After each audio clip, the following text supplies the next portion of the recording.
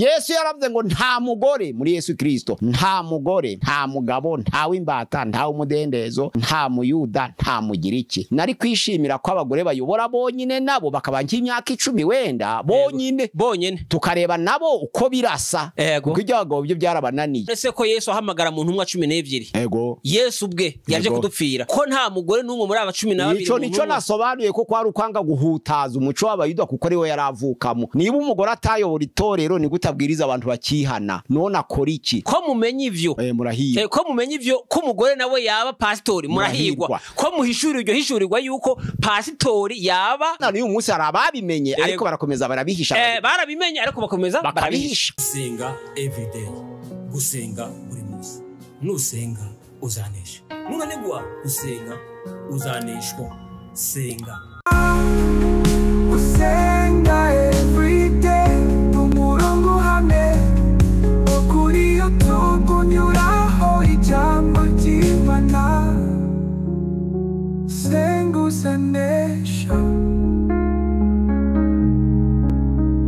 Reka ngusuhuze inshuti ya gusenga everyday, nizere ko mumeze neza mu busamuro ku manaje Mana Kiza Edouard abari mu Rwanda. Shalom abari muri Afrika mwese mushobora kumva ikirundi, ikinyarwanda, ikinyamurenge n'ikinyagwisha. Shalom turabakunda. Abari ku mugabane wa Aziya mu kwenebere byacu shalom.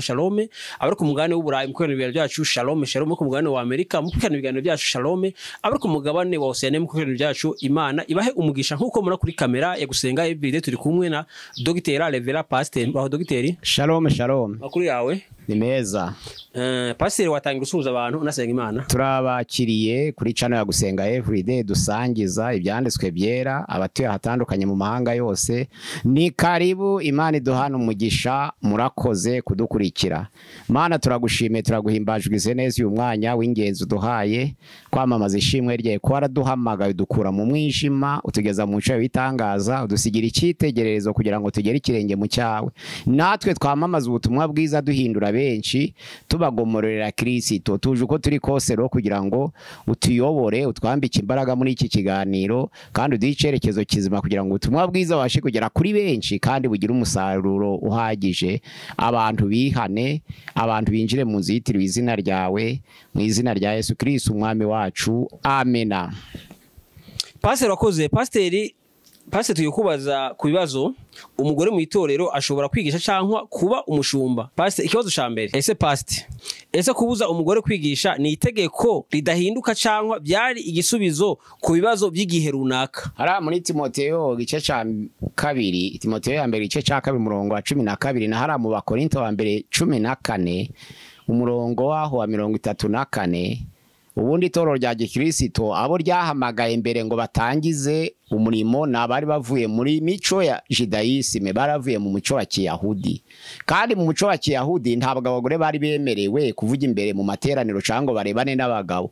Nizo mpamvu igihe cy'imihango yabaga ahantu hihishe, akahamara iminsi 7, yamara gukama akazabona kurebana n'abantu. Ni umuco w'Abayuda. Noneho rero impamvu batemeraga ko umugore ahagarara imbere y'amateraniro nuko n'imihango ubwayo y'abagore cyari ikizira mu bantu. Yesu yari atarabizirura, bari bakigendera mu muco wa Kiyahudi. Noneho rero abihanye muri Kristianisme baza mu itorero nabari bavuye mu muco wa Kiyahudi, banga kubahutaza, bashaka kubabwira ubutumwa bwiza kugira ngo babakure mu idini rya Kiyahudi babazane mu dini ya Kristo. Ntabwo bashotse bababwiye byose, ahubwo barababwiraga ngo habe kudohora baba Bayuda be gutsimbarara ku by'Abayuda, n'Abakristo nabo be gushiraho ibikabyo kugira ngo bashe kumvikana. Ariko amagambo yakoreshejwe umuntu wabyumva nusoma ikigiriki neza. Utazi gusoma ikigiriki ntabwo wakumva ari amagambo ya pastorali, to byashoboka. Kuko ijambo rivuga ngo mwiterane umugore naceceke, umugore sinshaka ko umugore avuga. Hari abakoresheje mu kigiriki sinshaka ko umugore asakuza, eneta utarareo, sinshaka ko umugore asakuza. Abagore rero ntabwo bemereye gusakuza, ariko kuvuga barabyemerewe. Nibyo byanditswe muri Timoteyo ya mbere 2 umurongo wa 12 avuga ngo mwiterane umugore nacike ntavuge, sinshaka ko umugore avuga, ni ugusakuza bashaka kuvuga. Gusomye mu byanditswe byera ibyakoze n'intumwa bice 21 ku murongo wa 8 kugeza ku murongo wa 12, hari umudiyakoni wari muri 7 wari ukomeye cyane wuzuraga umwuka wera, ariko ijambo ry'Imana atubwira ngo yagiraga abakobwa 4 bahanuraga.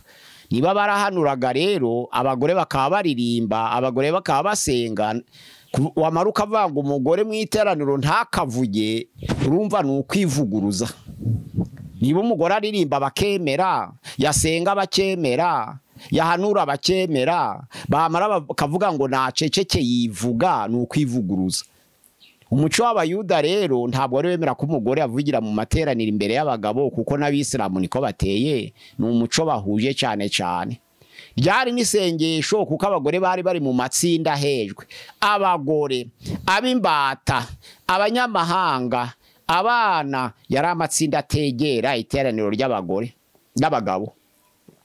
Abagabo nibo bafite amateraniro yemewe n'Imana, ariko abagore si iteraniro ryemerwa, abana si iteraniro ryemerwa, abanyamahanga si iteraniro ryemerwa, abimbata si iteraniro ryemerwa. Ni ukuvuga ngo ryari isengesho rikomeye Abayuda basubiragamo buri gitondo mu materaniro y'abagabo, bakavuga ngo ndagushimiye Mana kuko navutse ntari umugore. Irya ni amagambo y'umugabo.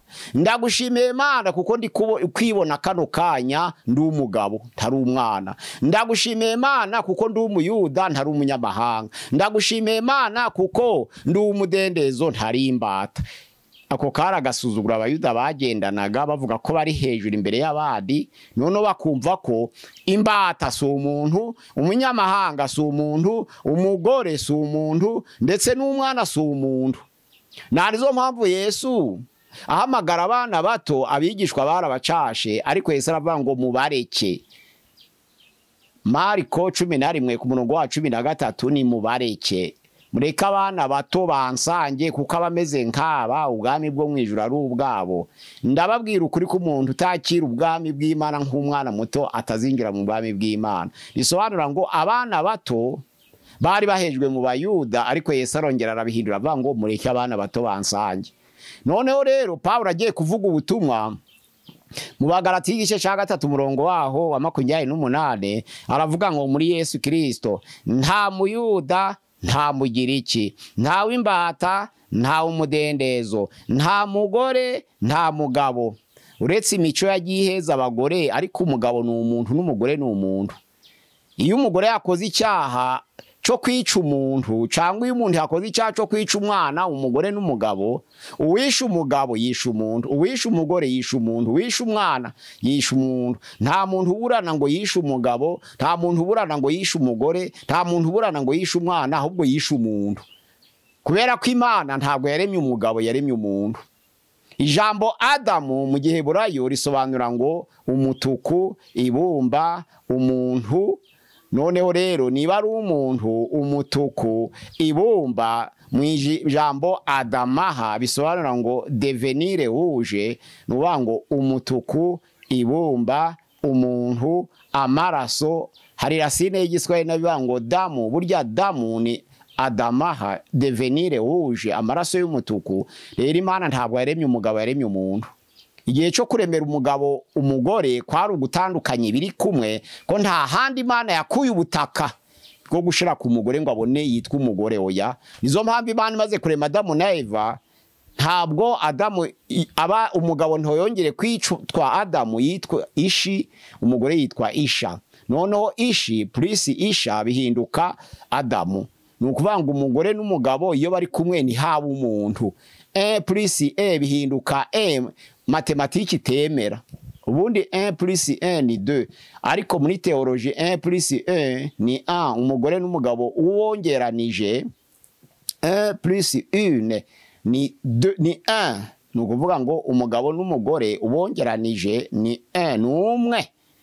Bisobanura mu Bakorinto ba mbere igice cya 11 umurongo wa 11-12 muri Yesu Kristo rero umugabo ntabwo yabaho hatariho umugore, n'umugore ntabwo yabaho hatariho umugabo. Nk'uko umugore yakuwe mu mugabo niko n'umugore azakabyara umugabo. Ubwo nukuvuga ngo umugore yakuye mu mugabo, ariko uyu mugore avutse agakura nawe abyara umugabo. Ariko noneho rero bombi ntabwo umwe yabaho undi atariho, nizo mpamvu bitwa umuntu bari kumwe. Bisobanura ngo n'umugabo nawe ntiyaba pasiteri atagira umugore. Noneho niba umugore ataba pasiteri, n'umugabo ntiyaba pasiteri kereka bari kumwe rero nibo baba bayoboye n'umugabo gore yabo pasiteri umugabo nawe akamwungiriza cyangwa umugabo akaba pasiteri umugore akamwungiriza nta kibazo imbere ya Yesu barangana ariko imbere y'abayuda ntabwo bangana umuco w'abayuda ntabwo wemera ko umugore yangana n'umugabo ariko imbere ya Yesu barangana Yesu yaravuze ngo nta mugore muri Yesu Kristo nta mugore baravuga ngo nta mugore nta mugabo nta w'imbata nta umudendezo nta muyuda nta mugiriki bisobanura ngo icyo umugabo yakora n'umugore yagikora umugore yaba president umugore yaba ministre umugore yaba guverinere umugore yaba pasiteri ariko noneho rero kubw'umururumba abagabo ntibashaka ko abagore baba pasiteri ni cyacaco kwikubira twavuze ubushize icaco kwikubira catumye abagabo bumva baba pasiteri bonyine kugira ngo barye amafaranga bonyine n'umugore bahaye itorero kuko barivuguruje umushumba bisobanura ngo nufite abantu ahagarariye kandi abagore kuva kera bayoboraga imidugudu ariko bakabima izina gusa kuko ari ryo rihembwa abagore kuva kera babaye abashumba mu matorero yose kuko bahagarariye abenshi bari bahagarariye n'imidugudu aho baterana amateraniro 3 ariko baramwimye izina pasiteri gusa ariko ashumbye iteraniro ry'amateraniro binjira 3 ubwo si ukwivuguruza umugore yabaye umushumba kera ntabwo ariho yaba umushumba oya umugore yabaye umushumba kera kuko yahagarariye amateraniro ariko noneho kubera ko pasiteri izina ryo rihembwa bararimwima kugira ngo bamwe bahembwe bonyine ariko ubundi abagore babaye abapasiteri kuva kera bayoboye imidugudu kuva kera nabanye nawe kuva kera kandi imidugudu yayobowe n'abagore yatembeye kurusha yayobowe n'abagabo ahubwo birababaje yabaye barahaye abagore nabo bakagerageza imyaka 5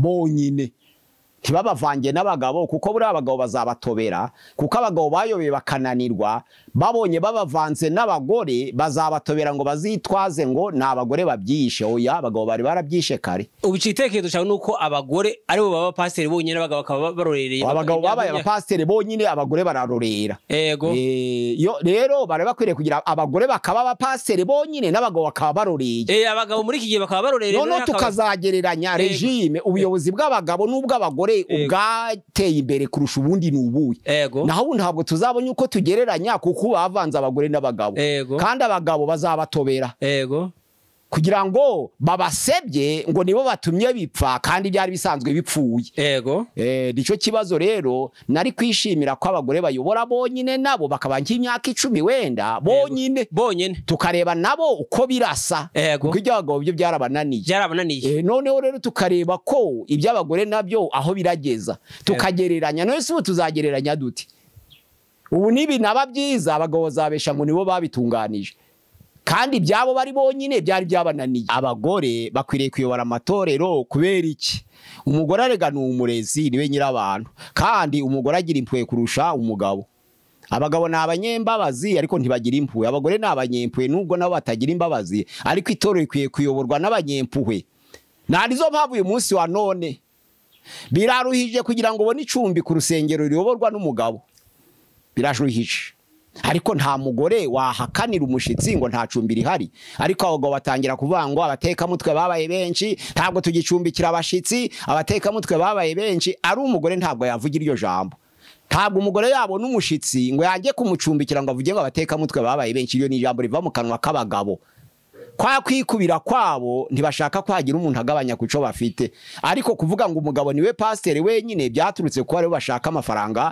kurya amafaranga bonyine suka abagore batashobora kuyobora kuko iyo umugabo apfuye umugore afite abantu 8 barakura bose uko ari 8 bakaba abagabo ariko iyo umugore apfuye umugabo agasigarana n'abana 2 bamunanira ngira ngo byaragaragaye mu buzima bw'abantu iyo umugore apfuye agasigira umugabo abana 2 baramunanira ariko iyo umugabo apfuye agasigira umugore abantu 8 barakura niba rero umugore afite ubushobozi bwo gushobora kurera abana bagakura kurusha umugabo niwe wakareza itorero kuko itorero naryo ririmo n'abana kandi iyo umuntu ari umushumba abakristo ayobe ashumbye n'abana be Kuvanga umushumba n'umubyeyi w'intama ze wango abakristo ni intama z'umushumba umushumba akabumubyeyi w'abakristo ayobora kandi umubyeyi wuzuza inshingano z'ububyeyi kuruta undi umugore arusha umugabo kumubyeyi kuko ni urera abana bagakora kurusha uko umugabo yarera abana.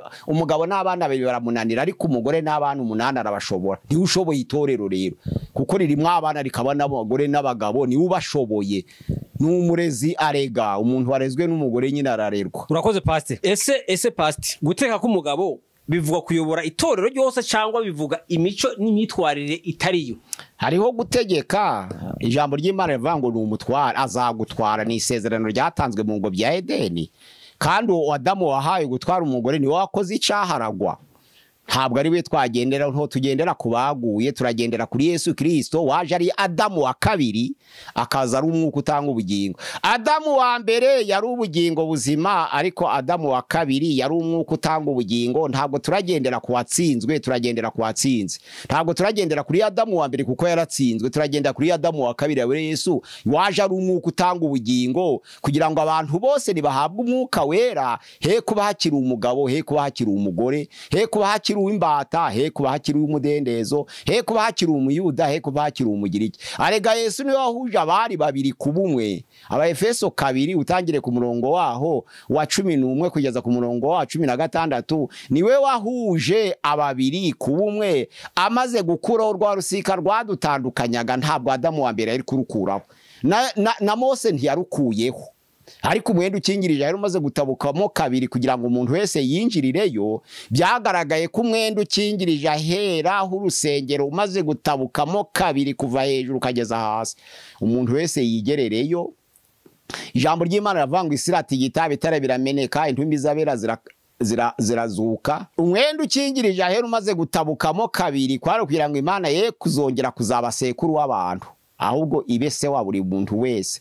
Izo mpamvu basogokuru baravuga ngo data wa twese uri mu ijuru, na ba data bakavuga ngo data wa twese uri mu ijuru, natwe tukaba tukivuga ngo data wa twese uri mu ijuru, n'abana bacu bakaba bakivuga ngo data wa twese uri mu ijuru. Imana ntabwo ishaka kwihishurira muri sogokuru, oya. Yaba umugore Imana ni se, yaba umugabo Imana ni se, yaba umwana Imana ni se, yaba data Imana ni se, yaba sogokuru Imana ni se, yaba sogokuruza Imana ni se, kugira ngo hatazagira uzibesha akanyura ku wundi agiye ku Mana, kuko Imana igize sogokuru, data, umwuzukuru.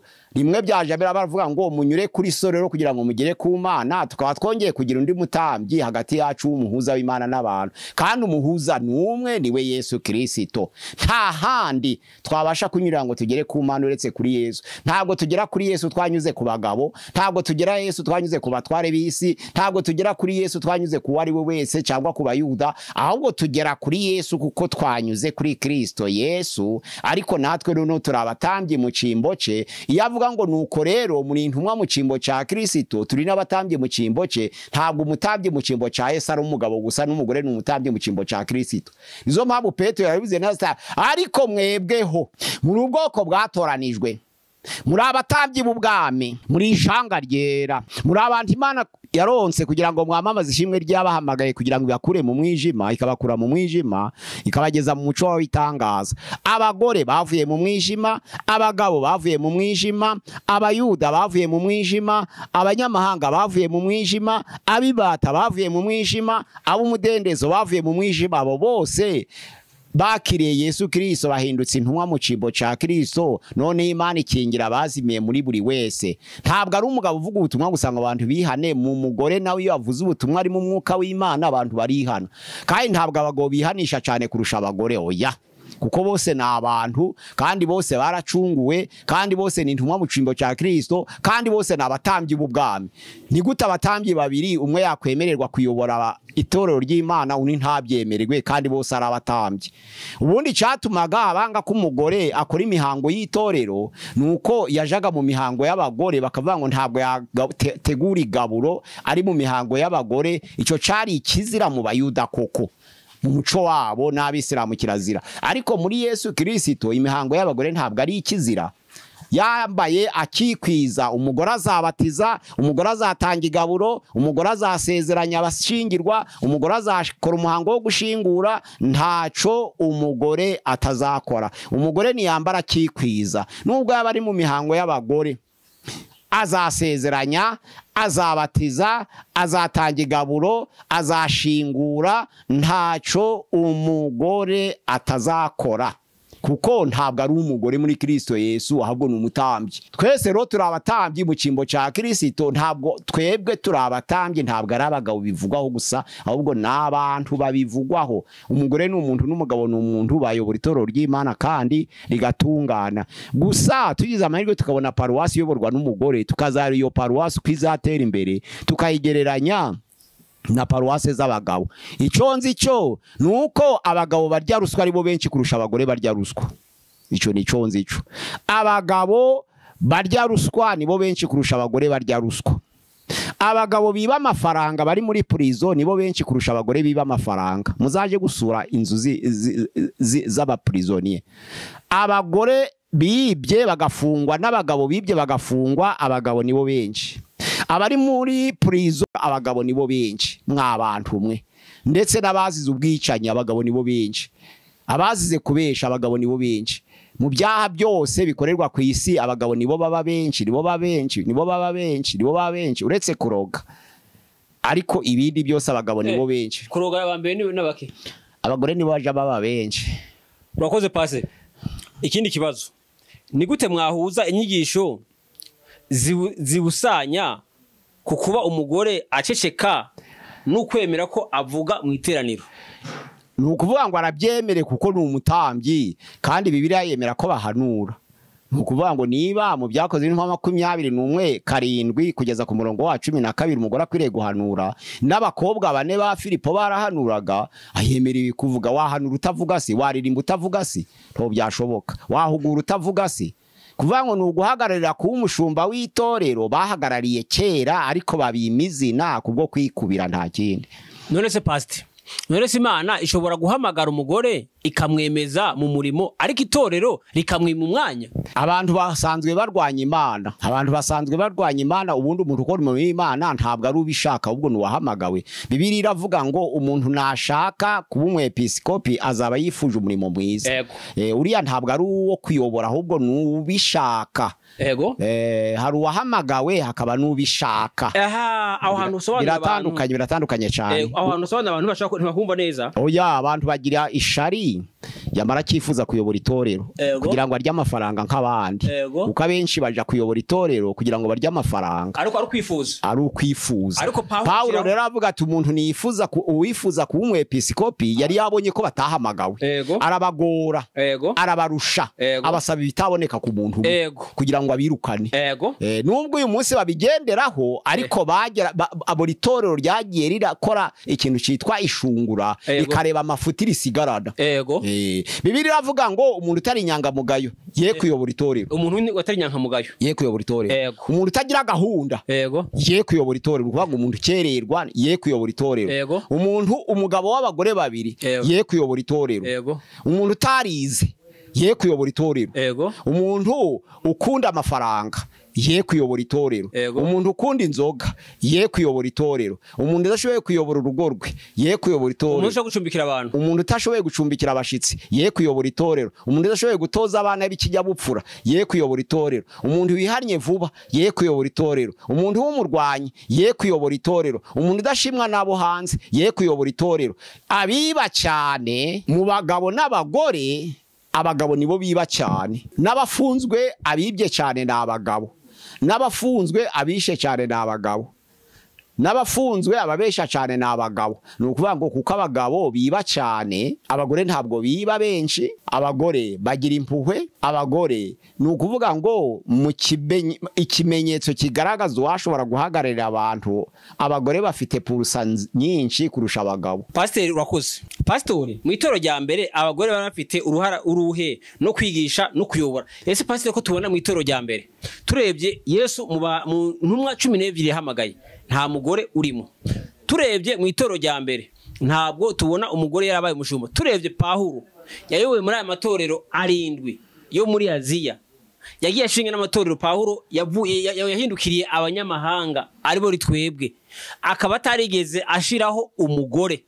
muri iteraniro mu kinyejana ca mbere n'inyuma yose yarazuse nta mugore yabaye umushumba pastori. None pasiteri, ibi bintu uvuze yuko ari ukwikubira abagabo, ibi ubivana he? Nta nizo mpamvu yavuze ngo muri Yesu Kristo nta mugore nta mugabo, ntabwo ibintu byose byabera rimwe. Nta nizo mpamvu ijambo ry'Imana rivuga ngo tureke guhora mu bya Kristo bya mbere, dutere imbere tugeraho dutunganirizwa. None si uyu munsi ko bemeye abagore ngo baba bashumba, bari bahoze arabashumba, none se bazabizira? Ahubwo niho bahishuriwe.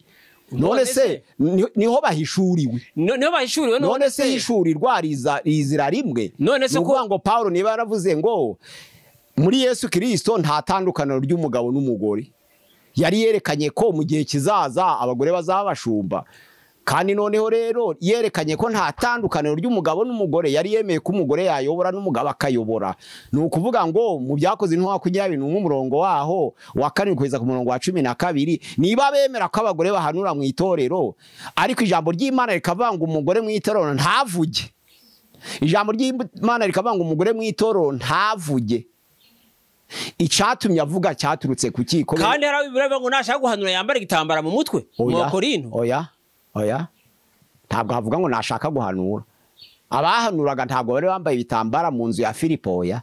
None se kuvuze ngo Paulo ngo yavuze ngo yabona ngo mu gihe kiri imbere, kandi Paulo ubwe niwe yashinze gahunda y'amatorero, niwe yashizeho gahunda y'amatorero, ariko aravuga ngo noneho nta mugore nta mugabo. None si yabwiraga abande nabazashiraho abagore n'abagabo ku none ko nta hantu tubona muri aya matorero Paulo yashinze ko nta hawigeze aha inshingano umugore. Ndi kuvuga ngo niba umugore yemeye guhanura kebera kuririmba, icatuma atavuga ni iki? Oya, nituvuga tuvuga ku nshingano y'ubupastori. Ku nshingano se turavye muri Bibiliya turagenda tubona abantu abagore bagiye babahanuzi, kuko na Miriyamu yari umuhanuzi. Ariko Petero yaravuze ngo turabatambye mu cyimbo cya Kristo. Yavuze abagabo gusa. Oya, kuvuga ngo turabatambye ni kimwe. Oya, ni kimwe, ariko umutambye yemereye si umushumba se.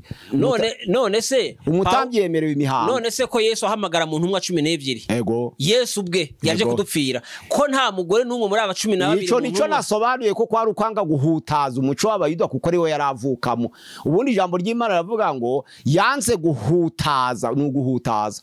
Kuko abo yari gukuramwe abayoboke b'itorero bari abayuda kandi bafite idini nabavuyemo. Ni ukuvuga ngo kandi abagore ntibari beme mu bayuda. Ubwo noneho ko yarashaka gukura abayoboke hombi, agenda buhoro kugira ngo adahutaza. Hari umugano uvuga ngo uje wirinda kwicisha umubu inyundo uri kudirisha ku kirahuri cidirisha. Nuvuga ngo umubu uri ku kirahuri cidirisha, uje wirinda kuwicisha inyundo kugira ngo utamena ca kirahuri ukishura menshi wakaguze inzitiramubu. Bisobanura ngo iyo uri kwihanisha abantu ntabwo wihutira kubanza kubakura mu muco wabo, ahubwo babwira Yesu, bamara kumenya Yesu wariwe bakazava mu muco buhoro. None si twemera ko abatarya bimwe baba bakristo bose? Nta nizo mpamvu Paulo yavuze ngo abakebwe n'abadakebwe buri wese agume uko yahamagawe aze. None si Yesu Paulo yaravuze ngo abadakebwe babanze bakebwe kugira ngo baba bakristo. Ntiyavuze ngo umuyuda nyakuri ni umuyuda umutima kandi no gukebwa nyakuri, ariko gukebwa kutari ugukebwa kw'intoke, ni ugukebwa ko mu mutima. Ubwo ni ukuvuga ngo kwari ukwanga guhutaza. Nizo mpamvu Yesu atashatse kuvanga abagore n'abagabo, kuko bamwihutiraga kumutera amabuye. Aravuga ngo reka mbazane buhoro. Bari ziriya ntumwa zose zarabanyegarira, niko ibyakoze no mu gice cya 2 umurongo wa 1 kugeza ku 6, ariko bose bari bakebwe, kuko na Yesu yakebwe ku munsi wa 8. Ariko Yesu ntabwo yemeye abantu ngo baze kuko bakebwe. Oya. Urakoze pasi. Ese imico n'umuco w'ibihe bya kera byagize uruhara mu nyigisho zibuzanye umugore kwigisha? Umucyo wagize imbaraga cyane, na n'uyu munsi wa none umuco uracagira imbaraga. Hari abahezwa kubera barya ibyo abandi batarya, hari abahezwa kubera batambara uko abandi batambara, hari abahezwa kubera imiturire yabo itameze nk'imiturire y'abandi. Ariko noneho niba inshingano ikomeye ya Yesu twahamagariwe twese ngo nahawe ubutware bwose mu ijuru no mu isi, ni Mateyo 28 umurongo wa 18 kugeza 19 na 20. Nahawe ubutware bwose mu ijuru no mu isi, nuko mugende buhindura amahanga yose kuba bigishwa banje. Yaba umugore arabwiriza abantu bakihana. Niba umugore atayobora itorero, ni gutabwiriza abantu bakihana, none akora iki? Kumugabo abwiriza bakihana n'umugore yabwiriza bakihana, umutambyi nuwuhe utari umutambyi nuwuhe umutambyi nuwuhe utari umutambyi niba umugore abwiriza abantu bakihana yakiriye umwuka wera niba umunyamahanga abwiriza abantu bakihana yakiriye umwuka wera niba umuyuda abwiriza abantu bakihana yakiriye umwuka wera niba umugabo abwiriza abantu bakihana yakiriye umwuka wera none niba abantu babwiriza ko ariyo nshingano ikomeye Yesu Kristo yasize akabyemerera abantu bose bagende mu mahanga yose bahindura amahanga kuba bigishwa be umugore agahindura n'umugabo agahindura ni gute umugabo yayobora umugore ntayobore kandi nawe ahindura naho ngaho byakomotse umuco rero ugira ikiba uteza ibibazo byose intambara ni mu muco rero abagabo bagize amahirwe kuko abayuda bahezaga abagore noneho bumvise ko abayuda bari guheza abagore nabo babyungukiramo ariko mu by'ukuri ni umururumba no kwikubira byatumye abagabo baba pastere bonyine. None se pasteri waruvuze ko Yesu ngo atashatse guhutaza none se nyuma ya Yesu itorero rya mbere ko tutabona ahantu umugore yigeze aba pastor turabona muri Bibiliya tukabona Paulo ko yagiye aba inshingano z'ubudiyakoni izo turazibona muri Bibiliya gose z'ubudiyakoni ariko nta hantu na hamwe tubona mu itorero rya mbere nta hantu tubona inshingano Paulo yasigiye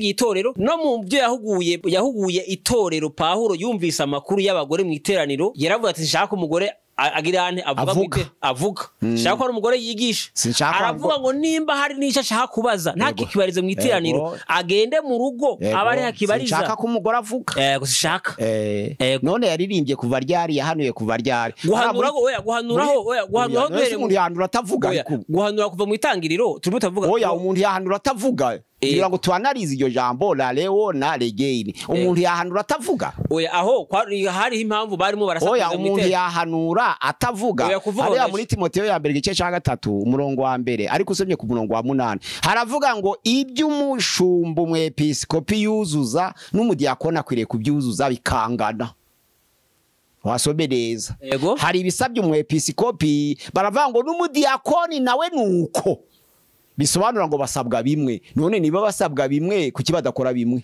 none se pastor ushaka kubaza aho turace aho numva ko ndabyumviseho ariko turebye kubijanye n'ubushumba cyangwa ubupastor nta hantu tubona muri aya matora 7 urebye nta hantu namwe tubona umugore nariyo mpamvu Yesu waruzi ko abigishwa bazamara igihe kirekire ku isi Yohana 14 umurongo wa 12 yavuga ngo ndababwiza ukuri ko ni munyizera muzakora imirimo nakoreye ku isi muzakora niyiru kuko nja kwa data bisobanura ngo Yesu yamaranye igihe gito nabigishwa ariko aravuga ngo mwe musigaye mukamuzamara igihe kirekire ntabwo Yesu yashatse kuvuga ko tuzakora ibiruti bye gukobera ntabwo Yesu yavuze ko tuzakora ibifite imbaraga kurusha ibye ariko yavuze ko tuzakora imirimo hakiyongera n'indi bitewe n'igihe kirekire tuzamara ku isi nanizo mpamvu Yesu ku isi yakijije abarwayi yazuye abapfuye imyambaro yarakijije ariko nta gihe igicucu ca Yesu cigeze gikiza ariko usomye koze n'intumwa igice cya 5 umurongo wa 15 igicucu ca Petero cyarakiza gica Yesu kitarekeze gikiza ntabwo Petero yarushije Yesu imbaraga ahubwo ni imisi yiyongereye imirimo ikiyongera ndiyo jambo yavuze ngo ndababwiza ukuri ko unyizera azakora imirimo nakoreye ku isi agakora niyiruta kuko nja kwa data nukuvuga ngo gusengera abagore baba pastor Yesu yagiye mu ijuru bitari byagera ariko biragera none se gukirisha igicucu Yesu yarabikoze ariko Petero yarabikoze bigaragara ko hari bizaza hanyuma tugahishurirwa n'ibindi Yesu ntabwo imirimo Yesu yavuze ngo yaravuze ngo muzakomeza gukora mukomeze gukora mukore n'ibyo ntakoze atari uko nari mbinaniwe ahubwo ari igihe gito namaze ku isi pasiteri ubwo ntihaba ari bihe bya nyuma ari bihe birusha ibyo tutabonye mu gihe cyashize tuzabibona no muri iki gihe sivyo turimo turabona bino bintu ko none Yesu ko yemera ko tuzabona ibiruti byo yakoze se none turabibona oya ko ibizaranga mu minsi y'imperuka ko hazaba ubuyobe bwishi bukomeye oya mu minsi y'imperuka ntabwo